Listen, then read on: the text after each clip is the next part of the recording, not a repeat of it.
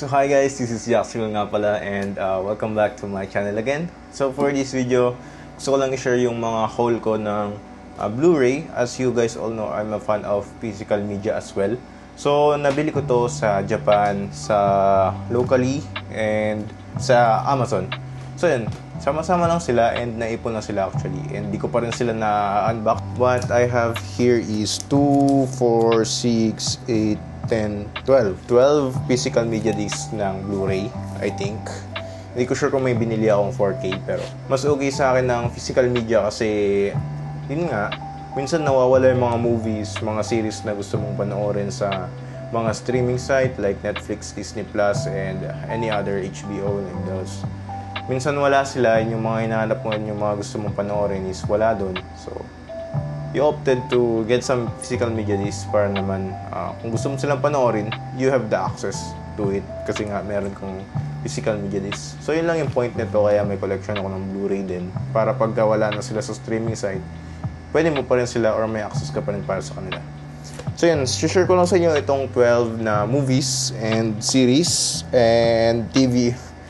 Yun, mix up to ng mga things that I like. So yun, simulan natin dito sa Japan na mga haul ko.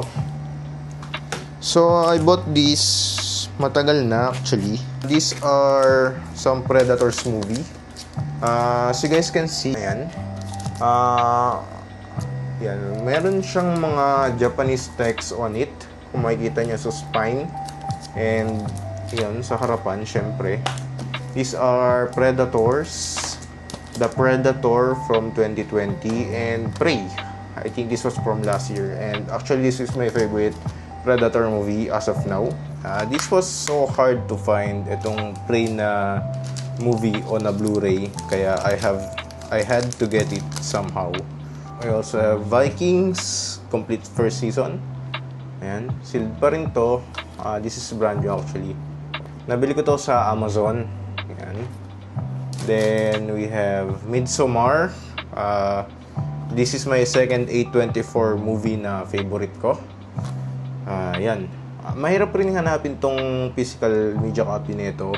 Then we have a pack over here ng ano ba tong mga to? So, yan. Ang alikabok niya actually dun sa plastic. So we have here is the Kong Skull Island. Alam ko luma na to, pero I had to get a copy of this one kasi nga sobrang trip ko tong Kong Skull Island. Action pack to, and dito si Samuel L. Jackson and si Loki. I had to get a copy of this. Then we have the Transformer 1 and 2. Of course, the OG. Yung syempre si Shia LaBeouf and Megan Fox. Then we also have the Transformers Dark of the Moon. Yan, may nakalagay pang price tag. Ewan ko rin what ko ito binili. I think kasi free shipping eh. Then we have the G.I. Joe Retaliation. Yan.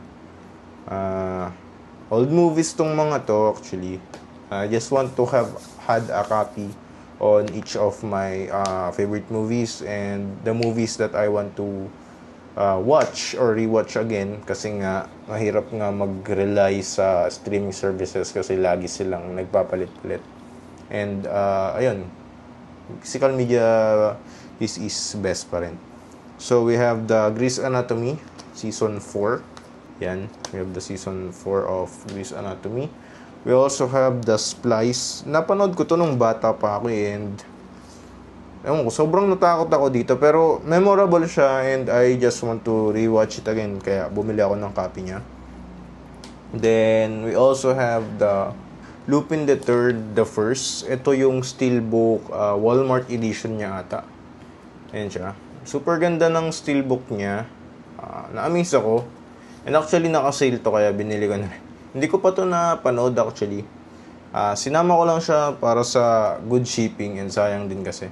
So, yun overall yung mga Blu-ray discs na na-pick up ko for this year ata.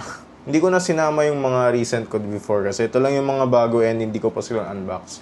Ngayon, gusto ko lang i-share para sayang naman kasi pag-unboxing ko. Gusto ko lang i-share yung unboxing experience. So, we have Lupin the Third, the First. One. The second is Splice. Grey's Anatomy Season 4, the third. G.I. Joe Retaliation, that's the fourth pick-up. The fifth pick-up is Transformers Dark Side of the Moon. We have Transformers Collection 1 and 2, which is, for me, the best era of Transformers. Ewan ko kung anong mga trip niya sa Transformers, pero yan yung... Era ko kasi, yan yung parang nagmulat sa Transformers para sa akin. Then we have Kong Skull Island,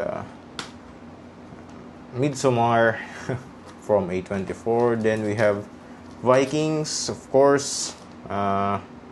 Si Ragnar, yun.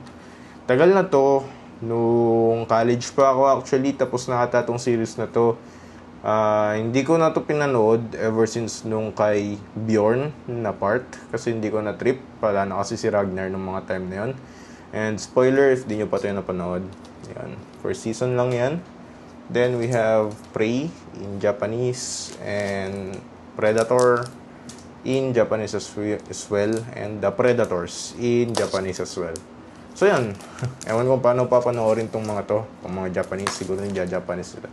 Pero hopefully meron silang English audio na option.